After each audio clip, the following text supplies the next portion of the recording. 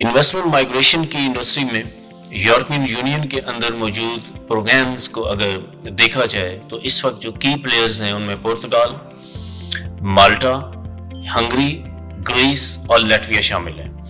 Spain का programme एक attractive programme था, उन्होंने अभी हाल ही में बंद कर दिया। इन प्रोग्राम्स की कुछ खसूसियात हैं और कुछ खामियां हैं। आइडियली देखा जाए तो कोई भी ऐसा प्रोग्राम नहीं है जो एक इन्वेस्टर की तमाम तर ज़रूरियात को और तकाज़ों को पूरा करता हो।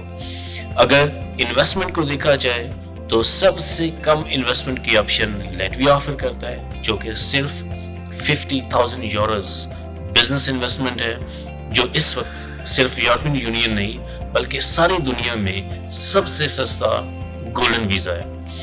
अगर पासपोर्ट के एस्पेक्ट को देखा जाए तो पुर्तगाल सबसे बेहतरीन प्रोग्राम देता है कि 5 सालों में आपको एलिजिबल करता है और आपकी सारी फैमिली मेम्बर्स को कि वो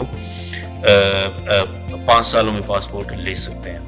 अगर जो आपकी जो दीगर फैमिली मेम्बर्स हैं उनकी माइग्रेशन को के पहलू को देखा जाए तो उसमें भी पुर्तगाल स्टैंड्स नंबर 1, क्योंकि पुर्तगाल 25 साल तक के बच्चों को, जो डिपेंडेंट बच्चे हों, उनको अलाउ करता है कि वो आपके साथ आपकी एप्लीकेशन में जो जॉइंट एप्लीकेंट्स बन सकते हैं। इसी तरह अगर जो रियल एस्टेट की इन्वेस्टमेंट को जो साहिबान रियल एस्टेट में इन्वेस्टमेंट करना चाहते हैं तो उनके लिए जो ग्रीस, हंगरी और लैटविया बेहतरीन ऑप्शंस हैं, क्योंकि इन तीनों मुल्कों में इन्वेस्टमेंट की अच्छी अपॉर्चुनिटीज़ भी हैं और इनके प्रोग्राम्स भी रियल एस्टेट इन्वेस्टमेंट के से मुतालिक जो प्रोग्राम्स हैं वो इंटैक्ट हैं।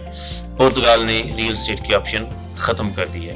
तो अगर आप कम से कम इन्वेस्टमेंट में यूरोपियन यूनियन के अंदर मुस्तकिल रहाइश अख्तियार करना चाहते हैं और कम से कम वक्त में पाकिस्तान से माइग्रेट करना चाहते हैं तो Latvia should be your top priority.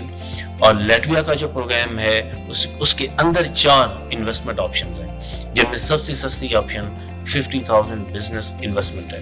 इस हवाले से हम हर क्लाइंट को बार बार रिकमेंड कर रहे हैं कि आप अगर आपने ये वाली ऑप्शन अवेल करनी है तो वक्त आपके पास कम है, क्योंकि पिछली जो मेरी मुलाकातें हुई गवर्नमेंट ऑफिशियल्स के साथ लैटविया के अंदर, वहाँ पे एक ही वाइब जो महसूस की वो ये थी कि गवर्नमेंट अब इस प्रोग्राम में ज़्यादा इंटरेस्टेड नहीं है, क्योंकि यूरोपियन यूनियन की तरफ से अब ये डिमांड शुरू हो गई है कि आप इसको या तो इन्वेस्टमेंट थ्रेशोल्ड बढ़ाएं या इस ऑप्शन को बंद करें। आपने माजी में देखा कि जिस तरह पुर्तगाल ने रियल एस्टेट ऑप्शन ख़त्म कर दी और इन्वेस्टमेंट थ्रेशोल्ड बढ़ा दिया, 2,80,000 से बढ़ा के 5 लाख यूरोस कर दिया।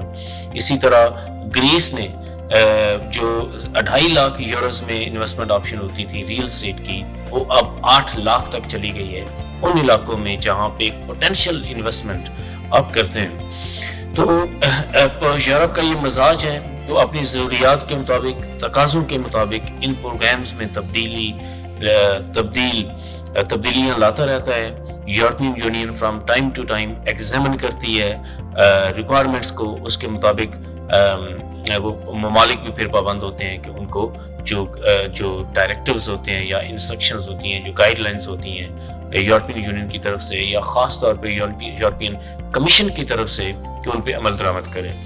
माल्टा के प्रोग्राम जो इस वक्त बड़ा ज़बरदस्त PR का प्रोग्राम है under the investment migration programs, उसमें भी आपने देखा होगा कि जो यूरोपियन कमीशन है उसने यूरोपियन कोर्ट ऑफ जस्टिस में उसका जो सिटीजनशिप बाय इन्वेस्टमेंट प्रोग्राम है उसको चैलेंज कर दिया हुआ।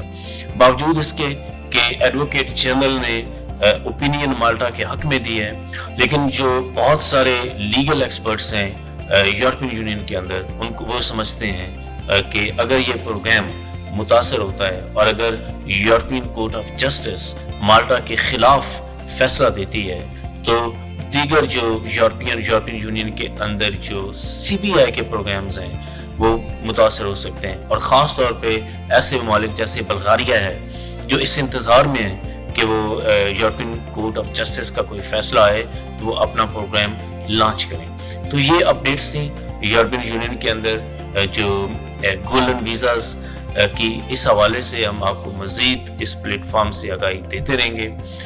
ہمارے ساتھ جڑے رہیے. ہمارے جو فیس بک، یوٹیوب اور ٹک ٹاک پہ چینلز ہیں ان کو آپ سبسکرائب کر لیجئے گی. شکریہ.